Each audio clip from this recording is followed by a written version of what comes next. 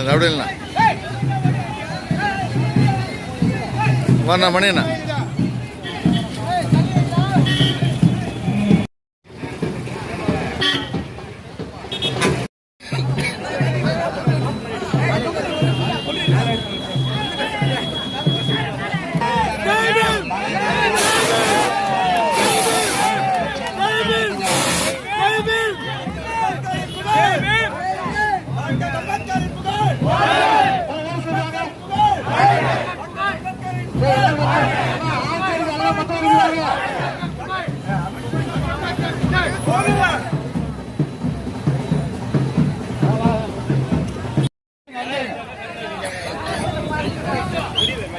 எல்லாரும் ரைட் போயிருக்குமா வருவோம்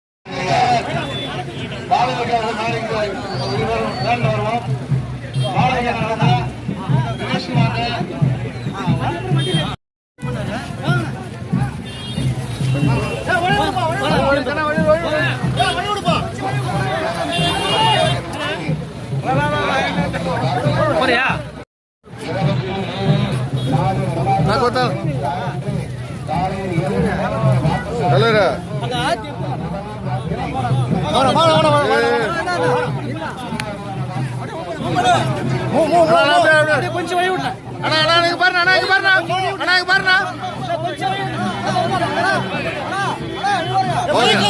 okay okay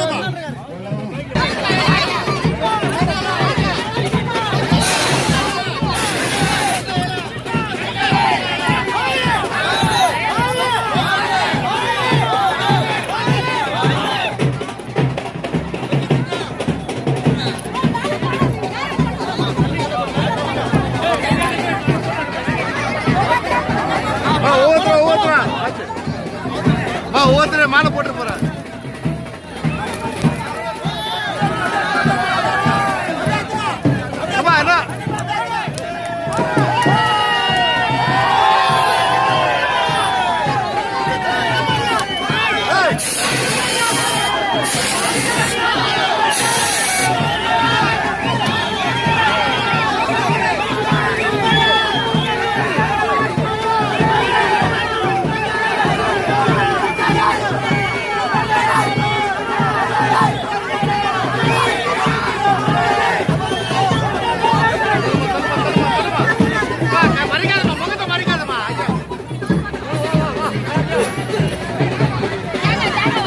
பூ எடுத்து போடுமா அப்படியே பூ எடுத்து போடுமா பூ போடுமா அப்படியே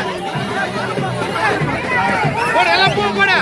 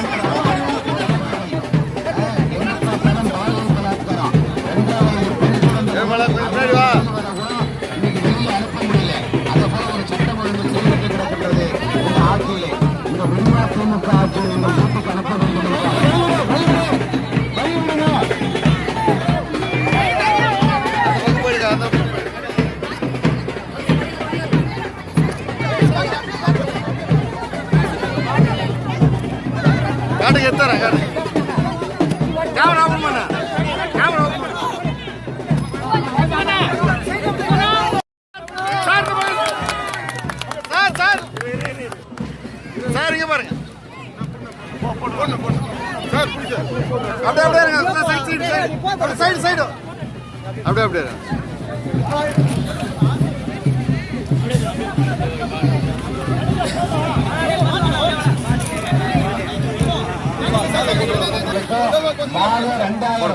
இவங்க என்ன சொன்னாங்க 1000 ரூபாய் தரேன்னு சொன்னாங்க. குடும்பத்தோட அனைத்து அட்டதாரிகளுக்கும் ரூபாய் 1000 தரேன்னு சொன்னாங்க. அதை எப்ப கொடுத்தாங்க? 28 மாசம் கழிச்சு கொடுத்தாங்க. அந்த 1000 ரூபாய மற்றவங்களுக்கு கிடைக்கல. அவங்களுக்கு மிக சிறப்பான முறையில் தொடர்ந்து கழகத்தின் சார்பாக கருத்துரை ஆடி வருகின்ற நம்முடைய அன்பு சகோதரர் மரியாதைக்குரிய கோவை சத்தியன் அவர்கள் இப்போது நேரத்தின் அருமை கருதி அவர் 9 மணி அளவில் சென்னையிலே மீண்டும் ஒரு கலந்துரையாடல் கலந்து கொள்ள இருப்பதால் அவர் பேச வேண்டும். அவர் பேசிய பிறகு மீண்டும் அப்படி அன்பு சோழர் பாலகங்க அவரும் நாங்களும் பேசுகிறோம். இப்போது கோவை சத்தியன் அவர்கள் இப்போது உரையாற்றுவார். 2026 திருவள்ளூர் சட்டமன்ற தொகுதியின் வெற்றி வேட்பாளர் மரியாதைக்குரிய அன்பு சகோதரர் முன்னாள் அமைச்சர் பி.வி. ரமணா அவர்களே, இங்கே கொடுக்கப்பட்டிருக்கக்கூடிய வரவேற்பை பார்த்து நமக்கு எல்லாருக்கும் தெரிஞ்சிருச்சு.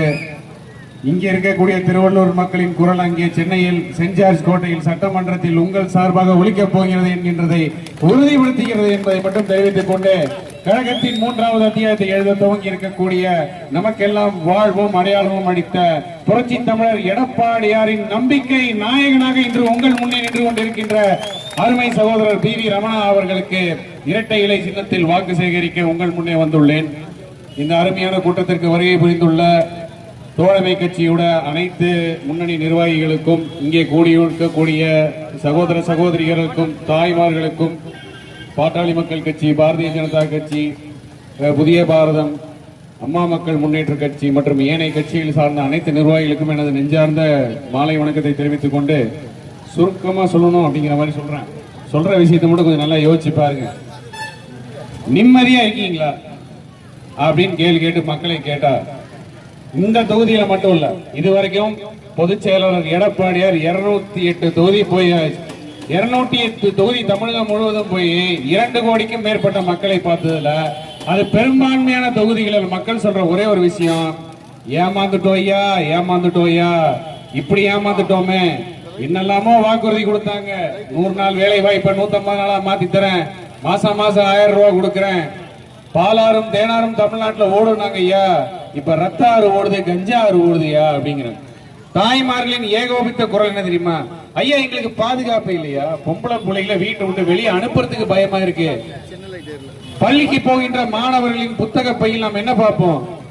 புத்தகத்தை பார்ப்போம், ஜாமெட்ரி பாக்ஸை பார்ப்போம், பேனாவை பார்ப்போம், பென்சிலை பார்ப்போம். இன்னைக்கு பள்ளிக்கு போகின்ற மாணவனின் பையில் கஞ்சா பொட்டலத்தை பார்க்கிறோம். அதுதான் இந்த விடிய திராவிட முன்னேற்ற கழகத்தோட மிகப்பெரிய சாதனை அப்படின்னு சொல்லிக்கலாம். 5 வருட காலம் ஆட்சியை நடத்த சொன்னா காலையில ஒரு ஷூட்டிங், மத்தியானம் ஒரு ஷூட்டிங், சாயங்காலம் ஒரு ஷூட்டிங் சொல்லி மக்களோட வரிப்பணத்தை எடுத்து விளம்பர மாடலாக விளம்பரம் நடித்த ஒரே முதலமைச்சர் தமிழ்நாடு பார்த்துட்டுனா இந்த மு.க. ஸ்டாலின் மட்டும்தான் இருக்க முடியும். பொய் சொல்றவங்க நம்ம என்ன சொல்லுவோம்? அண்ட புழுகன்னு சொல்லுவோம். அதையும் மீறி பெருசா இன்னும் பொய் சொல்ற என்ன சொல்லுவோம்? ஆகாச புழுகன் அப்படின்னு சொல்லுவோம். இந்த அண்ட புழுகன் ஆகாச புழுகத்துக்கு மேல ஏதோ ஒரு புழுகன் இருக்க முடியும் அப்படின்னா நீங்க வேற யாரையும் தேட வேண்டாம். மு.க. ஸ்டாலின் போட பார்த்தாலே போதும். கொஞ்சம் கூட கூச்சப்படாம வாயை திறந்தா பொய் மட்டும் இல்ல, சட்டமன்றத்தில் போய் கூட கூச்சப்படாம பொய் சொல்ல, சட்டமன்றத்தில் போய் கூட கூச்சப்படாம, சட்டமன்றத்தில் அதிகப்படியாக பொய் பேசிய ஒரே முதலமைச்சர் தமிழ்நாட்டில் இருந்தார் அப்படின்னா அந்த வரலாறை படித்தது இந்த மு.க. ஸ்டாலின் தான். சரி அப்பாதான் அப்படி, அது பெற்றதாச்சும் ஏதோ உருப்படியா இருக்குன்னு பார்த்தா அது அதுக்கு மேல எந்த இடத்துல போனாலும் தனிநபர் விமர்சனம் வைக்கிறது. எடப்பாடியார் போட்டோவை காமிச்சு இங்க பாத்தீங்கல்ல, இங்க பாத்தீங்கல்ல, இங்க பாத்தீங்கன்னு, அதுக்கு இப்ப எடப்பாடியார் திருப்பி ரிட்டர்ன் அடிச்சாரு. ஒரு நடிகையோட போட்டோ, காலில் இருக்கிற போட்டோ எடுத்து காமிச்சாரு. ஏப்ப இந்த நடிகையோட காலை ராத்திரி 2 மணிக்கு யார் பார்த்தேன்னா அப்படின்னு கேட்டாரு. அன்னைக்கு வாயை முன்னதான் உதயநிதி, இன்னைக்கு வரைக்கும் வாயை திறக்கல. எடப்பாடியார் காலில் விழுந்தான்னு சொன்னீங்கப்பா, 2 மணிக்கு 3 மணிக்கு இன்ஸ்டாகிராம்ல நடிகையோட காலை போய் என்னத்தை தேடிட்டு இருந்த, எதுக்கு அதை போட்டா அப்படின்னு கேட்டதோட சரி அவ்வளவுதான். கேட்டா ஐயோ எடப்பாடியார் பாரு எவ்வளவு மலிவா விமர்சனம் வைக்கிறார் பாரு, எடப்பாடியார் பாரு இப்படி பேசுறாரு, எடப்பாடியார் அப்படி பேசுறாரு. டே வெண்ணைகளா, 10 வருஷமா இதே கதையை தான் உருட்டிட்டு இருக்கீங்க. 2019 நாடாளுமன்ற தேர்தல், 2021 சட்டமன்ற தேர்தல், 2024 நாடாளுமன்ற தேர்தல், மீண்டும் 2026 சட்டமன்ற தேர்தல் இதே உருட்டியாக உருட்டிட்டு இருப்பீங்க. எடப்பாடியார் ஆட்சி செய்த 4 ஆண்டு காலம், 4.5 ஆண்டு காலத்தில் கொடுக்கப்பட்ட திட்டங்கள், அதில் நிறை குறைகள் என்ன அப்படின்னு பேசக்கூடிய துணிவு இருக்கா? இல்ல போற பக்கம் எல்லாம் திராவிட முன்னேற்ற கழகம் கடந்த 5 ஆண்டு காலமாக செய்த சாதனைகள், இங்க மு.க. ஸ்டாலின் வந்தா கூட அவர் செய்த சாதனை சொல்றதுக்கு ஏதாவது ஒண்ணு இருக்கா? இங்க திருவள்ளுவரை பத்தி சொல்றதுக்கு ஏதாவது சாதனைகள் இருக்கா? இல்ல இங்க வந்து திருவள்ளுவர் மக்கள் கிட்ட இந்த திருவள்ளுவர் மக்களுக்காக நான் மிகப்பெரிய விஷயமாக என்னுடைய தேர்தல் அறிக்கையில் இதை சொல்லியிருக்கேன், ஒரு 2 பாயிண்ட் சொல்ல முடியுமா? ஆனா அனைத்து இந்திய அண்ணா திராவிட முன்னேற்ற கழகம் எடப்பாடியார் தலைமையில் இருக்கக்கூடிய கூட்டணியில தேர்தல் அறிக்கையில இந்த மண்ணின் மக்கள் எவ்வாறு பயனடைவார்கள் அப்படிங்கறதுக்கான தேர்தல் அறிக்கையில குறிப்பு இருக்கு. அது என்னால பட்டியலிட்டு சொல்ல முடியும். உங்களுக்காக சொல்றேன், நல்லா கேளுங்க. இந்த திருவள்ளூர் மண் என்பது விவசாயம் சார்ந்த மண்ணாக இருந்தாலும் தொழில் முனைவோரும் தொழிற்சாலைகளும் நிரம்பிய இடம். இது தொழில் முனைவோரும் தொழிற்சாலைகளும் நிரம்பிய இடமாக மாறி இருக்கிறது. சென்னை வந்து ஒரு சிங்கப்பூராக மாறி வருகிறது என்றால் அந்த சிங்கப்பூரின் இதயம் என்பது இந்த திருவள்ளூர் மண்ணு தான். இந்த மண்ணில் தான் கார் தொழிற்சாலைகளிலிருந்து ஆரம்பித்து மோட்டார் பம்ப் தொழிற்சாலைகளிலிருந்து ஆரம்பித்து அனைத்து வகையான தொழிற்சாலைகள் இங்கே இருக்கு. அந்த தொழிற்சாலையை வேலை பார்க்கறதுல யாரா இருக்காங்க? எல்லா மாநிலத்திலிருந்து வரவங்க வேலை பார்க்கறாங்க, எல்லா மாநில மக்களும் வேலை பார்க்கறாங்க. ஆனா நம் மண்ணின் மைந்தர்கள், நம் மண்ணின் மக்கள் என்ன பண்ணணும்? தேர்தல் அறிக்கையில் ஒரே ஒரு சின்ன குறிப்பை போட்டார். தனியார் நிறுவனங்கள், அந்த நிறுவனங்களில் வேலை புரிபவர்களுக்கு 75 விழுக்காடு அந்த மண்ணை சார்ந்தவர்களே இருக்க வேண்டும் தேர்தல் அறிக்கை போட்டிருக்காரு. அப்ப இங்க நாம பார்க்கக்கூடிய தொழிற்சாலைகள்ல 75 விழுக்காடு இங்க இருக்கக்கூடிய தொழிற்சாலையில ஒரு 5000 பேர் வேலை பார்க்கறாங்கன்னா 3750 பேர் நம்மளாதான் இருக்கணும். இப்போ நம் மண்ணை சார்ந்தவர்கள் தான் இருக்கணும். இது எவ்வளவு பெரிய தொலைநோக்கு திட்டம். இது மாதிரி இது வரைக்கும் யாராச்சும் அறிவிச்சிருக்காங்களா? இந்த இருக்கக்கூடிய ஒவ்வொரு தொழிற்சாலையில போய் யார் யார் எத்தனை பேர் இருக்காங்க யாராச்சும் நம்ம யோசிச்சிருக்கோமா? ஆனா புலம்பெயர் தொழிலாளிகள் வட மாநிலத்து வேலை தேடி இங்க வராங்க. அவங்கள நம்ம வாங்கன்னு சொல்றோம், நல்லா இருங்கன்னு சொல்றோம். நீங்களும் வாங்க, வேலை செய்யுங்க, கஷ்டத்துக்கு வந்திருக்கீங்க, நல்லா இருங்கன்னு சொல்றோம். ஆனா நம்மளுடைய மக்கள், படித்து வேலை தேடும் இளைஞர்கள், நான் படிச்சு முடிச்சு எனக்கு வேலை வேணும்னு கேட்கிற இளைஞர்கள், இங்க இருக்கக்கூடிய பெண்கள் 100 நாள் வேலை வாய்ப்பு இல்லாம 150 நாள் அறிவிப்பு கொடுத்தா மட்டும் போதுமா? வேலை கொடுக்க வேண்டாமா? வேலை வாய்ப்பை தர வேண்டுமா வேண்டாமா? கொடுக்கணும். அதுக்கான முதல் முத்தாய்ப்பான அறிவை 75 விழுக்காடு தொழிற்சாலைகளுக்கு இங்கே அங்கே இருப்பவர்களே வேலையின் பயனியம் செய்ய வேண்டும் என்கின்ற உத்தரவாதம் எடப்பாடியோட முதல் கையெழுத்து அதான் தான் இருக்கும். ஆனா இதுக்கு எல்லாத்துக்கும் முக்கியமா இன்னொரு விஷயம், ஏற்றாத வரின்னு ஏதாவது இருக்க? சொத்து வரி, குடிநீர் வரி, குப்பைக்கும் வரி, எல்லா வரியும் போட்டு இப்ப இங்க இருக்கிற கடை இருக்கு, இந்த கடை வந்து வணிக வரின்னு ஒரு 1000 ரூபாய் கொடுத்தாருன்னா இப்ப 4000 ரூபாய் கொடுக்குறாரு. 150 விழுக்காடு மேல ஏறி போயிட்டு இருக்கு. கரண்ட் 3 தடவை ஏத்தியாச்சு, விலை ஏத்தியாச்சு.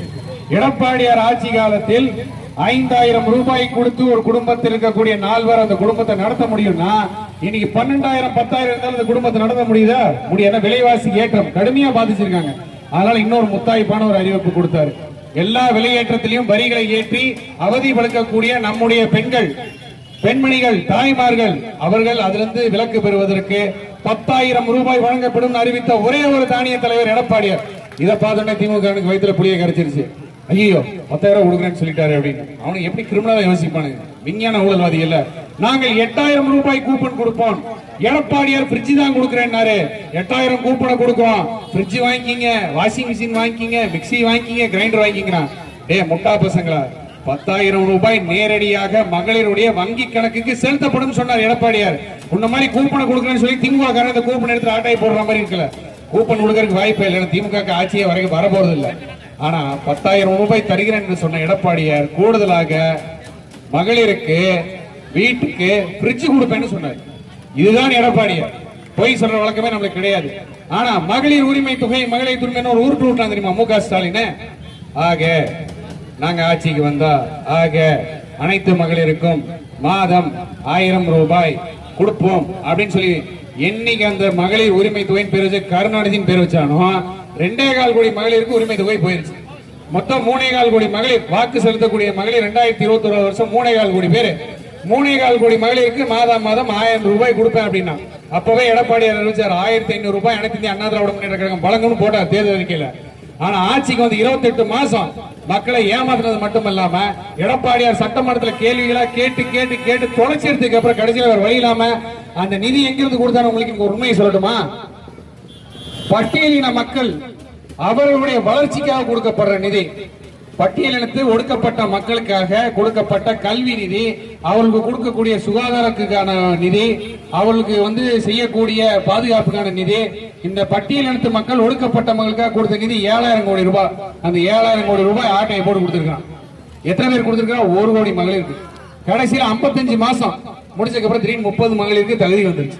1 கோடி 30 லட்சம் மகளிர். எடப்பாடியே அந்த தேர்தல் அறிக்கையில் மிக தெளிவாக போட்டார். அனைத்து இந்திய அண்ணா திராவிட முன்னேற்ற கழகம் ஆட்சி கட்டில் அமர்ந்தென்றால் ஒவ்வொரு மகளிருக்கும் மாதம் தோறும் 2000 ரூபாய் வழங்கப்படும் சொன்னார். இப்போ தோல்வி என்பது உறுதியாயிருச்சு. இந்த தோல்வி உறுதியானது மட்டுமல்ல, அப்பா மகன் பேரன் கொள்ளு பேரன் என்ற ஜனநாயகத்தில் மன்னராட்சி நடத்தி கொண்டிருக்கக்கூடிய இந்த ஆட்சிக்கு ஒரு முடிவு கட்டக்கூடிய காலம் வந்துருச்சு. இந்த ஆட்சிக்கு முடிவு கட்டக்கூடிய காலம் யார்கிட்ட இருக்கு? அதோட பவர் யார்கிட்ட இருக்கு? அந்த அதிகாரம் யார்கிட்ட இருக்கு? உங்க கையில இருக்கு. வருகின்ற 23ஆம் தேதி நீங்க நேரா போய் இரட்டை இலையை பார்த்து ஒரு ஓட்டை கொடுத்தோன்னு நம்முடைய மண்ணின் மைந்தர் அண்ணன் பி.வி. ரமணா சட்டமன்றத்துக்கு செல்வார். தமிழகத்தில் 234 தொகுதியிலும் 210 தொகுதிகளை வெற்றி பெற்று அனைத்து இந்திய அண்ணா திராவிட முன்னேற்ற கழகம் எடப்பாடியார் தலைமையிலான கூட்டணி 210 சட்டமன்ற உறுப்பினர்கள் அங்கே செஞ்சாஸ் கோட்டையில் போகும்போது மே 4ஆம் தேதி முடிவு. மே 5ஆம் தேதி எடப்பாடி பழனிசாமி என்னும் நான் என்னும் குரல் முதலமைச்சராக செஞ்சாஸ் கோட்டையில் ஒலிக்கும். அவ்வாறு ஒலிக்கும் பொழுது உங்கள் மண்ணின் மைந்தராக முதல் வரிசையில் அமர்ந்திருக்க போகிறது நம்முடைய மண்ணின் மைந்தர் அண்ணன் ரமணா அவர்கள். இதுதான் நடக்கும். அதை நடத்தக்கூடிய சாத்தியம் யார்கிட்ட இருக்கு? அந்த நடத்தக்கூடிய வல்லமை அதிகாரம் யார் கையில் இருக்குன்னா உங்க கையில் இருக்கு. ஒரு மாற்றத்திற்கான துவக்கம் இது. தமிழகம் மாற்றத்தை தேடுகிறது. தமிழக மாற்றம் அரசியல் களத்தில் மட்டுமல்ல, ஒரு குடும்பத்தை வீட்டுக்கு அனுப்ப வேண்டும் என்று. இந்த ஆட்சியோட கேவலத்தோட உச்சபட்சம் என்னன்னா 5 லட்சம் கோடி கடன் வாங்கியிருக்காங்க. 1 ரூபா 2 ரூபா 5 லட்சம் கோடி கடன். அதுவும் 5 வருஷத்துல. சுதந்திரம் முடிஞ்சு 75 வருஷம் நம்ம எவ்வளவு கடன் வாங்கியிருக்கோமோ அது 5 ஆண்டுல வாங்கி முடிச்சு தாலிக்கு தங்க திட்டம் நிறுத்தினாங்க, மாணவருக்கு லேப்டாப் கொடுக்கற நிறுத்தினாங்க, எந்த ஒரு மக்கள் நல திட்டத்தையும் கொண்டு வரல. ஆனா அந்த 5 லட்சம் கோடியில 3 லட்சம் கோடி ஆட்டையை போட்டு இங்க எம்எல்ஏல இருந்து மந்திரியில இருந்து அமைச்சர்ல இருந்து எல்லாம் அந்த 3 லட்சம் கோடி ஆட்டையை போட்டு லிஸ்ட் வந்து யாருகிட்ட இருக்கு? ஆளுநர்கிட்ட கொடுத்திருக்க அந்த லிஸ்ட். 2027 அடுத்த மாசம் எடப்பாடி வந்த பிறகு ஒரு லைனா ஒரு பெரிய லிஸ்ட் எல்லாம் இங்க இருக்கக்கூடிய புழல் சிறைக்கு போக போறாங்க. புழல் சிறைக்கு யாரெல்லாம் போக போறாங்கன்னா முதல் ஆள் மு.க. ஸ்டாலின், அடுத்த பையன் உதயநிதி, அப்படியே பட்டியல் வருது. அந்த பட்டியல்ல இந்த மண்ணை சேர்ந்த திராவிட முன்னேற்ற கழகம் சேர்ந்த எம்எல்ஏ வந்து லிஸ்ட்ல இருக்காருங்கிறத தெரிஞ்சுக்க நீங்க. இந்த 2026 இதுதான் கடைசி பிரச்சாரம். அந்த எம்எல்ஏக்கள் திராவிட முன்னேற்ற கழகம் தெரிஞ்ச எம்எல்ஏக்கெல்லாம் பட்டியல் அவரு பேர் இருக்கு. என்ன பேர் இருக்கு தெரியுமா? இடி 258 பக்கம் லெட்டர் கொடுத்திருக்காங்க. கே.என். நேருன்னு ஒரு அமைச்சர். அந்த அமைச்சர் வந்து ஒரு ஆட்டை போடுற காசு யார்கிட்ட எவ்வளவு லட்சம் வாங்கினாங்க, எவ்வளவு கோடி வாங்கினாங்க எதுக்கு தெரியுமா? டெண்டர் விடுறதுல இருந்து ஆரம்பிச்சு டிஎன்பிஎஸ்சி தேர்வு, அந்த தேர்வு எழுதக்கூடிய மாணவர்கள்ட்ட காசை வாங்கி ஆட்டை போடல 1000 கோடி ரூபாய் ஆதாரத்தோட கொடுத்திருக்காங்க. அந்த பட்டியல்ல திமுக எம்எல்ஏக்களோட பல பேர் இருக்கு. அதுல இந்த திமுகவை சேர்ந்த இந்த எம்எல்ஏ பேர் இருக்கு, இந்த தொகுதி எம்எல்ஏ பேர் இருக்கு. அதனால புழல் சிறையில போக போறது யாருன்னா திமுக ஸ்டாலின் மட்டும் இல்ல, உதயநிதி மட்டும் இல்ல, அந்த குடும்பத்தை சார்ந்தவர்கள் மட்டும் இல்ல, இப்ப இங்க இருக்கக்கூடிய எம்எல்ஏ இருந்து ஆரம்பிச்சு திமுக இருக்கக்கூடிய 134 எம்எல்ஏ புழல் சிறைக்கு தான் போறோம். 4 மாசம் சவுடு உள்ள இங்க. அது வேற. அந்த சவுடு மணல் கொலைக்கு என்ன தெரியுமா நடந்துச்சு? 6 கலெக்டர், 6 மாவட்ட கலெக்டர், கரூர்ல இருந்து ஆரம்பிச்சு 6 மாவட்ட கலெக்டர், திருவள்ளூர் கலெக்டர் ஒருத்தர் இருக்கிறார். 6 மாவட்ட கலெக்டர் போய் கோர்ட்ல போய் நின்று சாட்சி சொல்றாங்க. தெரியுமா சாட்சி சொல்றாங்க? ஆட்சி நிர்வாகம் சிறப்பா பண்ணதுக்கு சொல்லல. இந்த ஏரியால எவ்வளவு மணல் கொள்ளை அடிச்சாங்க, எவ்வளவு மணல் கொள்ளை அடிக்கிறதுக்கு நீங்க வேடிக்கை பார்த்திருக்கீங்க அப்படிங்கிறதுக்கு ஆட்சியாளர், மாவட்ட ஆட்சியாளர் கோர்ட்ல போய் நின்று மன்னிப்பு கேட்டு வர்றாரு. என்னடா இவ்வளவு கொள்ளை அடிச்சிருக்காங்க, ஒரு பில்லுக்கு 100 லாரி ஓட்டுறாங்க, பாக்கலையா? அரசாங்கத்துக்கு எவ்வளவு வருமான இழப்பு? அரசாங்க கஜானாக்கு மட்டுமே ஒரு 5000 கோடி ரூபாய் வரைக்கும் வருமான இழப்பு. இவ்வளவு பெரிய வருமான இழப்பு எப்படி வந்துச்சு? ஆட்சியாளர் நீங்க என்ன பண்ணீங்கன்னு கேக்குறாங்க. தமிழ்நாட்டில் இருக்கிற 6 மாவட்ட ஆட்சியர் இப்ப கோர்ட்ல போய் நின்று இருக்காங்க. இதுதான் இந்த ஆட்சியோட சாதனை. இந்த ஆட்சியோட மிகப்பெரிய சாதனை என்னன்னா, ஆட்சி நிர்வாகத்தில் இருக்கக்கூடிய அரசு அதிகாரிகள் அரசியல்வாதியா மாத்தினாங்க. இந்த அரசியல்வாதிகள் திமுகவை சேர்ந்த அரசியல்வாதிகள் வியாபாரியா மாறி இருக்காங்க.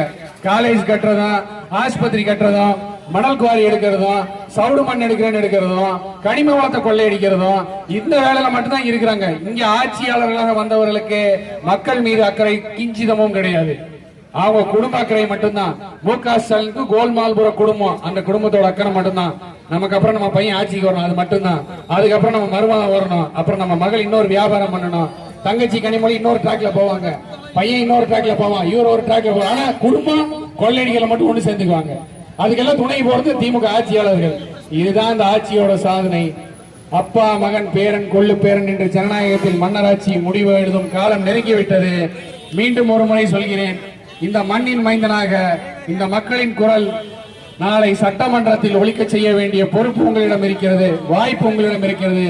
ஆகையால் 23ஆம் தேதி உங்கள் பொன்னான வாக்குகளை உங்களுக்கு ஒரு பாதுகாப்பான சமுதாயம் அமைய பெற, பெண்களும் குழந்தைகளும் பாதுகாப்பான சமுதாயத்தில் வாழ, மாணவர்களும் இளைஞர்களும் போதையில்லா ஒரு உலகில் வாழ, போதையில் சீரழிந்து போகும் உலகில் வாழ, அவர்களுக்கு அருமையான வேலை வாய்ப்பு கிடைக்க பெற்று வாழ்க்கையும் வாழ்வாதாரம் ஏற்றம் பெற செய்யக்கூடிய ஒரு உன்னத ஆட்சியை தரக்கூடிய வல்லமை படைத்த ஒரே தலைவர் அண்ணன் எடப்பாடியார் எடப்பாடியார் எடப்பாடியார் என்று கூறி அவருக்கு உங்களுடைய பொன்னான வாக்களை இரட்டை இலை சின்னத்தில் செலுத்துமாறு சிரம் தாழ்ந்து பணியுடன் கேட்டு விடைபெறுகிறேன். நன்றி, வணக்கம்.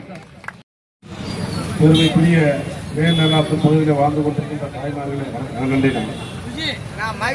தாய்மார்களே, பெரியோர்களே, வணக்கத்துக்குரிய வாக்காள வந்தவர்களே, பெருந்திரளாக கூடியிருக்கின்ற என் அன்பு செல்வர்களே, சகோதரர்களே, தேசிய ஜனநாயக கூட்டணியுடைய அத்தனை கட்சியினுடைய நிர்வாகிகளே, உங்கள் அனைவருக்கும் இந்த மாலை பொழுதுல கனிவான வணக்கத்தை உரித்தாக்கி கொண்டு இங்கே நம்முடைய வெற்றி வேட்பாளர் அண்ணன் டி.வி. ரமணா அவர்கள் உங்களிடத்துல இரட்டை இலை சின்னத்தை எனக்கு நீங்கள் வாக்களித்து வெற்றி பெற செய்ய வைக்க வேண்டும் என்று உங்கள் இல்லங்களை நாடி உங்கள் பகுதியை நாடி வருகை புரிந்து வாக்குகளை சேகரித்துக் கொண்டிருக்கின்ற அந்த வகையில பெருந்திரளாக கூடியிருக்கின்ற நம்முடைய கூட்டணி கட்சியை சேர்ந்த நிர்வாகிகள் நாம் ஒன்றை மட்டும் தெரிந்து கொள்ள வேண்டும். இந்த 5 ஆண்டு கால இருண்ட ஆட்சியிலே, இந்த திமுக ஆட்சியிலே இருண்ட காலமாக இருந்த அந்த நிலை மாற வேண்டும் என்று சொன்னால் வருகின்ற 23ஆம் தேதி என்று நடைபெற இருக்கின்ற அந்த சட்டமன்ற தேர்தலில் அண்ணன் டி.வி. ரமணா அவர்களை இரட்டை இலை சின்னத்தில் வாக்களித்து அவரை சட்டமன்றத்திற்கு அனுப்புகின்ற போது நமக்கு மிக மிக முக்கியமான பிரச்சனை கல்வி, வேலை வாய்ப்பு, சுகாதாரம், இதை 3ஐயும் அவர் கட்டாயம் ஏற்படுத்தி கொடுப்பார். இன்று நம்மளுக்கு முன்னாலே பேசி இருக்கின்ற நம்முடைய தலைமை நிலைய பேச்சாளர் அவர்கள் குறிப்பிட்டது போன்று இங்கே இருக்கின்ற தொழிற்சாலைகளிலே நமக்கு நம்முடைய இளைஞர்கள் படித்த தகுதியான இளைஞர்களும் இளம் பெண்களும் வேலைக்கு இருந்து 100 கிலோமீட்டர் தொலைவுக்கு செல்கின்ற நிலை இருக்கின்றது. உள்ளூர் நபர்களுக்கு யாருக்கும் அங்கே அந்த ஒப்பந்த பணியில் கூட பணிகளை வழங்குவதில் இங்கு இருக்கின்ற இந்த தொழிற்சாலைகள் இந்த நிலை மாற வேண்டும் என்று சொன்னால் நம்முடைய படித்த இளைஞர்களுக்கு உள்ளூரிலேயே அவர்களுக்கு தகுந்தாற் போல அந்த வேலை வாய்ப்பு மற்றும் தாய்மார்களுக்கு அந்த 100 நாள் வேலை திட்டம் 150 நாளாக உயர வேண்டும் என்று சொன்னால் நீங்கள் வாக்களிக்க வேண்டிய சின்னம் இரட்டை இலை, இரட்டை இலை, இரட்டை இலை. அந்த இரட்டை இலைக்கு சொந்தக்காரரான அண்ணன் டி.வி. ரமணா அவர்கள் உங்களிடத்தில் இப்போது வாக்குகளை சேகரிப்பார். வேட்பாளர்கள் உங்கள் மத்தியில் பேசிக் கொண்டதாக இந்த பகுதியின் சார்பாக மலமாக அளிக்கப்படுகிறது. இங்க பாருண்ணா,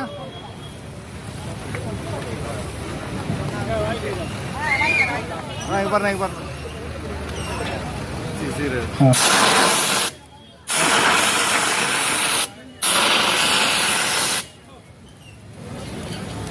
அண்ணா, அப்படியே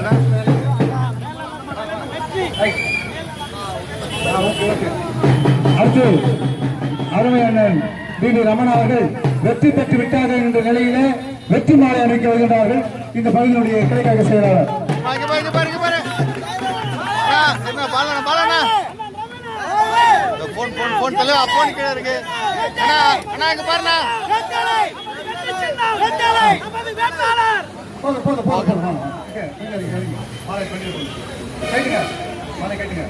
இப்பொழுது உங்கள் மத்தியில அனைத்து இந்திய அண்ணா திராவிட முன்னேற்ற கழகம், பாட்டாளி மக்கள் கட்சி, பாரதிய ஜனதா கட்சி, புரட்சி பாரதம் மற்றும் தமிழ்நாடு பிஎஸ்பி அத்தனை பேருக்கு இந்த நேரத்தில் தேசிய ஜனநாயக கூட்டணியுடைய வேட்பாளராக கலந்து என்னுடைய சார்பாக என்னுடைய பணிவான வணக்கத்தை தெரிவித்து இன்றைக்கு இங்கே பேசிய அத்தனை பேரும் சொன்னது போல இந்த தேர்தல் ஆட்சி மாற்றத்திற்கான தேர்தல், மக்கள் விரோத விடியா திமுக அரசு வீட்டுக்கு அனுப்பப்பட வேண்டும் அதற்கான தேர்தல். இந்த 5 ஆண்டுகள் 21 26 வரை ஆட்சி செய்தவர்கள் என்ன பணியை செய்தார்கள்? இந்த மேல்நல்லாத்தூர் கிராமத்திற்கு, இந்த மேல்நல்லாத்தூர் பகுதியில் இருக்கிற பொதுமக்களுக்கு, இந்த மேல்நல்லாத்தூர் இளைஞர்களுக்கு, பெண்களுக்கு என்ன திட்டங்களை கொடுத்தார்கள் சொல்ல ஒண்ணும் கிடையாது. இந்த எம்எல்ஏவை நீங்க போனாலும் பார்க்க முடியாது. இந்த எம்எல்ஏ கூட வந்து பார்க்க மாட்டார். வி.ஜி. ராஜேந்திரன் 10 வருஷம் எம்எல்ஏவா இருந்திருக்காரு. 5 வருஷம் எதிர்கட்சி, 5 வருஷம் ஆளுங்கட்சி. எதிர்கட்சி கதையை கேட்டா வேற கதை சொல்லுவார், ஆளுங்கட்சி கதையை கேட்டா நான் மந்திரியா இல்லை. அப்ப நீ எம்எல்ஏவா இருந்தாலும் பாதியை ஓட வேண்டிய மந்திரியா இல்லைன்னா எதுக்கு உனக்கெல்லாம் பதவி? எதுக்கு உனக்கு வந்து மக்களை ஏமாத்துற வேலை? காலையில 12 மணிக்கு வர்றது திருவள்ளூருக்கு, 4 மணிக்கு போயிடுது. இதுக்கு எதுக்கு எம்எல்ஏ பதவி? மக்களுக்கு என்ன தேவை? இந்த திருவள்ளாங்காடு, கடம்பத்தூர், பூண்டி, திருவள்ளூர் நகரம் இருக்கின்ற கிராமங்கள் எத்தனை? இந்த கிராமங்கள் இருக்கின்ற குக்கிராமங்கள் எத்தனை? இங்க இருக்கிற பிரச்சனை என்ன? எதுவும் தெரியாது. காலேஜில் அந்த பிரச்சனையை பார்க்கறதே டைம் கிடையாது. நேற்று காலையில் பார்த்தா அவன் செத்து போயிட்டான். இப்போ போய் அதுக்காக போராடிட்டு இருக்கான். அந்த காலையில் படிக்கிற பையன், ஒரு பையன் செத்து போயிட்டாங்க நேற்று. இன்னைக்கு போலீஸையும் காவல்துறையும் வைத்து அதை மூடி மறைப்பதற்கு பல்வேறு தைரியங்களை இந்த சட்டமன்றத்தில் செய்து கொண்டிருக்கிறார். இதுதான் யதார்த்தமான உண்மை. காலேஜில் ஒரு கல்லூரி மாணவன் 20 வயசு செத்து போயிட்டான். இது காரணம் இந்த கல்லூரி நிர்வாகம் வி.ஜி. ராஜேந்திரன் என்னுடைய வேட்பாளர் என்பதை பகிரங்கமாக இந்த மேடையில் நாங்கள் குற்றம் சாட்டுகிறோம். எண்ணி பார்க்கணும் எவ்வளவு மோசமான செயல். சாலை நடத்துறதுக்கு உங்களுக்கு தகுதி இல்லை, வக்கு இல்லை, சட்டமன்ற உறுப்பினருக்கு தகுதி இல்லை. ஆனால் மக்கள்கிட்ட வந்து பொய் சொல்றேன், மக்கள்கிட்ட வந்து ஏமாத்துறேன். 5 வருடம் தொடர்ந்து மக்களை ஏமாற்றி விட்டு மறுபடியும் வந்து 3வது முறை ஓட்டு போடணும். இந்த வாட்டி ஓட்டு போட ஒரு மந்திரி ஆயிடுவார். எப்பேற்பட்ட சூழ்நிலை! திமுக காரனையும் திருப்திப்படுத்த முடியல, திமுக கிளை நிர்வாகிகளை திருப்திப்படுத்த முடியல, கட்சிக்காரரை திருப்திப்படுத்த முடியல, மக்களுக்கு வேலை செய்ய முடியல. எது கொடுக்கலாம் அரசியல்? எது கொடுக்க எம்எல்ஏ பதவி? என்ன தேவை என்று உங்களுக்கு தெரியுமா? இந்த தொகுதியில பிரச்சனை என்னன்னு உங்களுக்கு தெரியுமா? ஏசி கார்ல வந்து போய் காலையில் படுத்துனா நீங்கள் சிந்தித்து பார்க்க வேண்டும். ஒரு சட்டமன்ற உறுப்பினர் எந்த அளவுக்கு கேவலமா இருக்க வேண்டுமோ அதற்கு உதாரணமாக திகழ்வதுதான் இந்த விஜய் ராஜேந்திரன். இந்த விஜய் ராஜேந்திரன் இந்த தேர்தலோடு நீங்க ஓலை கட்டி முடிக்க வேண்டும், இல்லைன்னா இந்த தொகுதி உருப்படாது. அப்படி உருப்படாத தொகுதியாக மாற்றுவதற்கு காரணமான ஒரே நபர் விஜய் ராஜேந்திரன் என்ற இந்த நேரத்தில் பகிரங்கமாக நாங்கள் தெரிந்து கடமைப்பட்டிருக்கிறோம். இதெல்லாம் சிந்தித்து பார்த்து ஆட்சி மாற்றத்திற்கான தேர்தல் இந்த ஆட்சி முடிய போகுது. இன்னைக்கு CNN நியூஸ் 18 பெரிய சர்வே போட்டு 140 தொகுதிகள் அனைத்து இந்திய அண்ணா முன்னேற்ற கழகம் மாபெரும் வெற்றி பெறும். அதிமுக ஆட்சி அமைக்கும். அதில் திருவள்ளூர் தொகுதி வரணும், நம்மளும் ஜெயிக்கணும், நம்ம தொகுதி அமைச்சர் தொகுதி ஆகணும். அதுக்கு நீங்கள் உறுதுணையாக இருக்க வேண்டும் என்ற நேரத்தில் அன்போடு கேட்டுக்கொண்டு அதிமுக திட்டங்கள் அத்தனையும் இந்த மேல்நலத்து கிராமத்துக்கு கிடைக்கும். நீங்கள் இட்டலிக்கு ஓட்டு போடுங்க. எடப்பாடியார் சொன்ன 10,000, எடப்பாடியார் சொன்ன 2,000, எடப்பாடியார் சொன்ன ஃப்ரிட்ஜ், எடப்பாடியார் சொன்ன ஆண்டுக்கு 3 சிலிண்டர், எடப்பாடியார் சொன்ன அத்தனை திட்டங்கள், 1 கிலோ பருப்பு, 1 லிட்டர் எண்ணெய் மாதந்தோறும் ரேஷன் கடையில் விலையில்லாமல் நீங்கள் பெற்றுக்கொள்ளலாம். இதெல்லாம் கிடைக்கணும்னா நீங்கள் இரட்டைலைக்கு 23/4/2026 அன்று அதிகப்படியான வாக்குகளை இரட்டை வாக்களித்து வெற்றி பெற செய்ய வேண்டும் என்று பாதம் பணிந்து படுவோம் கேட்டுக்கொண்டு இன்னைக்கு இந்த மேல்நல்லாத்தூர் பகுதியில் இந்த நிகழ்ச்சியை பிரம்மாண்டமாக ஏற்பாடு செய்த நம்முடைய கழக நிர்வாகிகள், பொறுப்பாளர்கள், கூட்டணி கட்சியுடைய அத்துணை நிர்வாக பெருமக்கள், பாட்டாளி மக்கள் கட்சி, பாரதிய ஜனதா கட்சி, புரட்சி பாரதம், அம்மா மக்கள் முன்னேற்ற கழகம், புதிய நீதி கட்சி, ஆம்ஸ்ட்ராங், தமிழ்நாடு பிஎஸ்பி உட்பட அத்தனை பேருக்கும் மனமார்ந்த நன்றியை பாராட்டி சொல்லி வாய்ப்பு விடைபெறுகிறேன். நன்றி நன்றி நன்றி. இரட்டை இலை இரட்டை இலை இரட்டை இலை இரட்டை இலை என்று சொல்லி விடைபெறுகிறேன். நன்றி.